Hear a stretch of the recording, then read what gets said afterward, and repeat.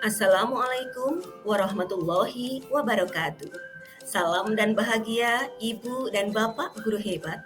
Berjumpa kembali dengan saya, Ika Pusparona, CGP Angkatan 7, kelas 57. Pada demonstrasi kontekstual modul 1.4 kali ini, saya akan berbagi cerita tentang upaya pembentukan budaya positif di sekolah saya dengan penerapan segitiga restitusi dalam penanganan sebuah kasus. Selamat menyaksikan. Kasus yang pertama adalah Pak Budi adalah wali kelas Randy. Pak Budi mendapat informasi dari Bu Ika bahwa selama semester 1 ini masih banyak tugas-tugas pelajaran bahasa Indonesia yang belum diselesaikan oleh Randy. Sedangkan minggu depan penilaian akhir semester 1 akan segera dimulai. Bu Ika juga memberitahu Pak Budi bahwa minggu lalu sudah mengingatkan untuk tugas-tugas yang belum diselesaikan oleh anak-anak di kelasnya. Akan tetapi, sampai batas waktu pengumpulan, hanya Randy saja yang masih belum menyelesaikan tugasnya. Apabila tugas Randy tidak dilengkapi, maka besar kemungkinan dia akan mendapatkan nilai bahasa Indonesia di bawah KKM. Kemudian Pak Budi meminta Randy menemui Bu Ika agar diberi kesempatan lagi untuk menyelesaikan tugas-tugas selama semester 1 yang belum diselesaikan, dengan harapan bahwa nilai bahasa Indonesianya nanti tidak di bawah KKM. Bu Ika, tugas saya yang belum apa saja ya Bu? Saya ingin melengkapinya. Loh, minggu kemarin kan sudah Bu Ika beritahukan di kelas, Ren. Kamu nggak nyatet ya? Maaf Bu, saya lupa belum mencatat. Ya, memang manusia itu tempat salah dan lupa ya, Ren.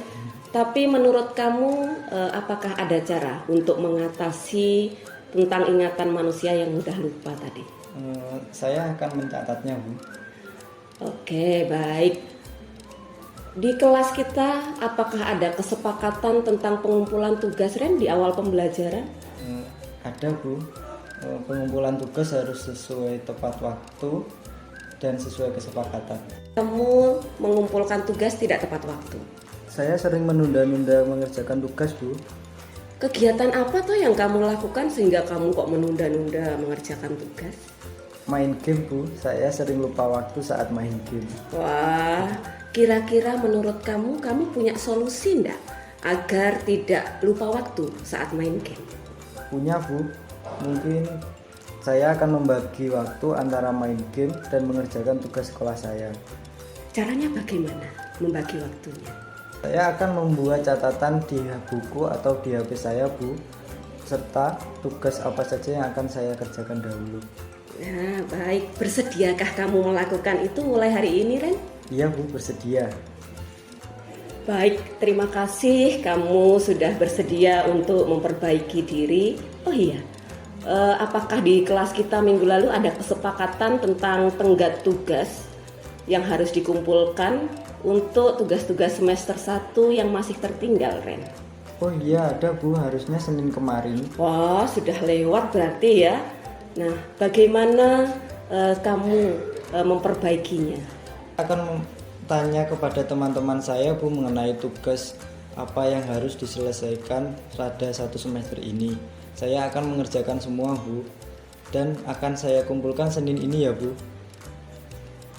Saya mohon Bu Ika memberikan kesempatan saya agar nilai saya tidak di bawah KKM. Apa keuntungan yang kamu dapatkan jika Bu Ika memberi kamu kesempatan? Ya Bu, jika nilai saya tidak di bawah KKM, saya berkesempatan untuk mendaftar di Akpol Bu.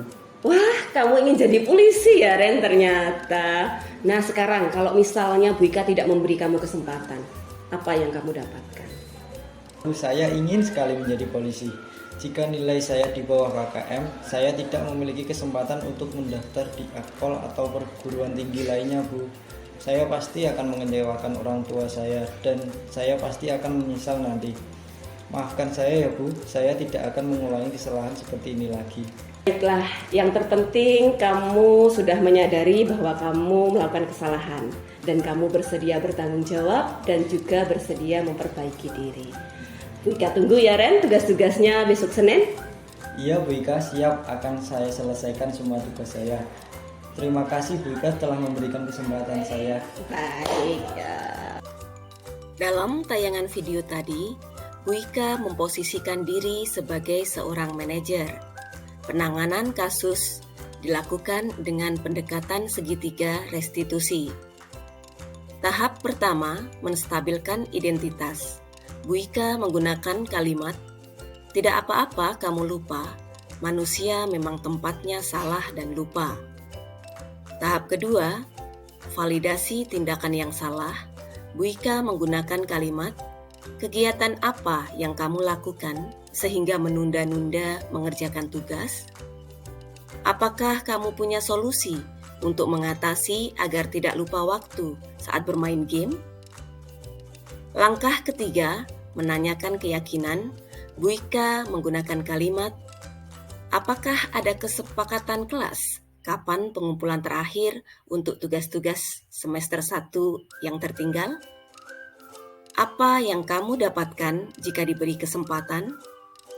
Apa yang kamu dapatkan jika tidak diberi kesempatan?" Dengan demikian, Bu Ika telah melakukan seluruh tahapan dalam segitiga restitusi pada posisi kontrolnya sebagai seorang manajer. Ibu dan Bapak guru hebat, untuk kasus kedua adalah sebagai berikut.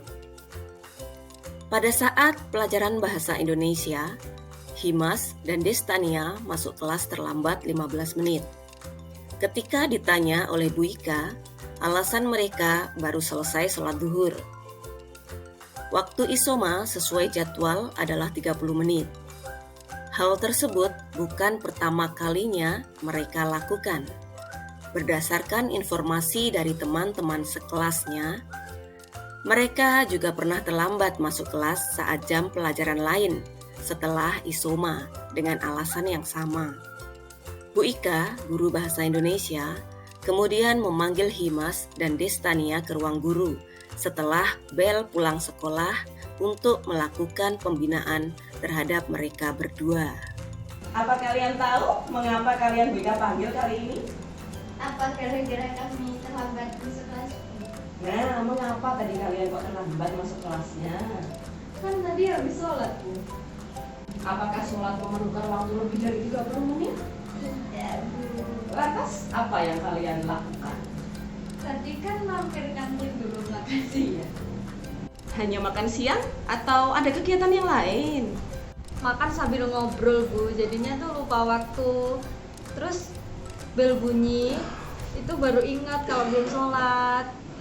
Tidak apa-apa, waktu istirahat memang digunakan untuk makan dan ngobrol. Dengan makan dan ngobrol, pasti kan kalian lebih santai, ya kan? Benar. Nah, tapi menurut kalian, adakah cara agar kalian tidak terlambat untuk masuk ke kelas? Dengan membagi waktu antara sholat dan makan, Bu. Kalau ngobrol harus tetap mengikat waktu. Bagaimana caranya agar kalian ingat waktu asik ngobrol? Dengan memasang alarm di HP, Bu. Ya, benar sekali. Tapi selain itu, kalian juga bisa mengingatkan satu sama lain. Oh iya, apakah kalian ingat tentang kesepakatan kelas kita di awal pembelajaran dulu? Ingat, Bu, masuk ke kelas tepat waktu. Jika kalian terlambat masuk seperti tadi, apa akibatnya? Dan juga menurut kalian itu perbuatan yang baik untuk teman kalian yang lain atau tidak? Tidak, Bu, itu perbuatan yang buruk. Pembelajaran jadi terganggu sehingga mengganggu teman yang lain. Merugikan kalian juga atau tidak? Iya, Bu. Jika kalian mengganggu pelajaran dan merugikan orang lain, nilai-nilai kebajikan apa yang sudah kalian langgar? Tidak menghargai orang lain, menjadi egois. Bagaimana perasaan kalian jika kalian diperlakukan seperti ini? Tidak senang, marah. Apakah kalian ingin dikenal sebagai orang yang tidak disenangi dan juga memberikan contoh yang buruk terhadap teman kalian? Tidak. Himas, kamu ingin dikenal oleh temanmu sebagai sosok yang seperti apa? Teman teman yang ramah dan menyenangkan. Kalau kamu, Destania? Jadi teman yang baik, Bu. Nah, oleh karena itu, bersediakah kalian untuk memperbaiki apa yang sudah kalian lakukan? Bersedia. Bersedia, Bu. Apa yang bisa kalian lakukan untuk memperbaiki kesalahan kalian tadi? Besok kami akan meminta maaf pada teman-teman sekelas dan kami akan mengakui kesalahan kami, Bu. Dan kami juga akan menerima konsekuensi jika teman-teman menghendaki. Yang terpenting kalian sudah menyadari kalau perbuatan kalian tadi salah, kemudian kalian mempertanggungjawabkan dan juga mau memperbaiki kesalahan kalian tadi. Ya, Bu, terima kasih, Bu Ika. Baik, sama-sama. Pada tayangan video tadi, Bu Ika juga memposisikan diri sebagai manajer penanganan kasus yang dilakukan dengan menggunakan pendekatan segitiga restitusi. Tahap pertama menstabilkan identitas. Bu Ika menggunakan kalimat, waktu istirahat memang untuk makan dan ngobrol. Dengan mengobrol sambil makan akan bisa membuat santai, ya kan? Tahap kedua, validasi tindakan yang salah. Bu Ika menggunakan kalimat, menurut kalian adakah cara agar kalian tidak masuk kelas terlambat setelah isoma? Jika kalian terlambat masuk kelas seperti tadi, apa akibatnya? Apakah menurut kalian itu perbuatan yang baik? Pada tahap ketiga, menanyakan keyakinan, Bu Ika menggunakan kalimat, jika kalian mengganggu pelajaran dan merugikan teman, nilai-nilai kebajikan apa yang telah kalian langgar? Kamu ingin dikenal oleh temanmu sebagai sosok yang seperti apa? Dengan melakukan seluruh tahapan pada segitiga restitusi, Bu Ika telah melakukan posisinya sebagai manajer dengan tepat. Ibu dan Bapak guru hebat, berikut adalah perasaan murid selama proses pelaksanaan segitiga restitusi. Saya merasa gugup tetapi juga bersemangat. Saya terkejut saat dipanggil oleh Bu Ika. Saya mengira saya akan dimarahi atau akan diapakan. Ternyata tidak seperti bayangan saya. Saya merasa saat melakukan kesalahan dan ditangani dengan cara seperti ini, saya malah akan merasa bahwa saya diperhatikan dan saya merasa senang. Dimana jika saya bersalah, saya akan lebih bersemangat memperbaiki diri saya. Saya sedikit tegang tetapi juga bersemangat dan ingin mencoba sesuatu yang baru. Dan saat melakukan kesalahan ditangani dengan cara seperti ini, saya tidak merasa malu dan kesal. Justru saya malah merasa bersalah dan ingin memperbaiki diri lebih baik dari sebelumnya. Rasa tegang pada awalnya, tetapi akhirnya saya tenang karena dengan penyelesaian masalahnya seperti ini membuat saya tidak marah, malah ingin memperbaiki diri. Berdasarkan tanggapan siswa tadi dan juga catatan-catatan selama pelaksanaan segitiga restitusi, diperoleh refleksi sebagai berikut. Yang pertama, penanganan kasus dengan segitiga restitusi membuat murid menyadari kesalahan tanpa merasa disalahkan. Kedua, inisiatif memperbaiki kesalahan berasal dari murid sendiri. Ketiga, murid secara sadar mau bertanggung jawab atas kesalahan yang diperbuatnya. Keempat, murid meyakini dan menguatkan nilai-nilai kebajikan yang telah dipercayainya. Kelima, penanganan kasus dengan segitiga restitusi harus dilakukan secara berkala karena belum tentu dengan satu kali penanganan langsung bisa berhasil sesuai dengan harapan. Ibu dan Bapak guru hebat, terima kasih telah menyaksikan video ini. Semoga dapat menginspirasi.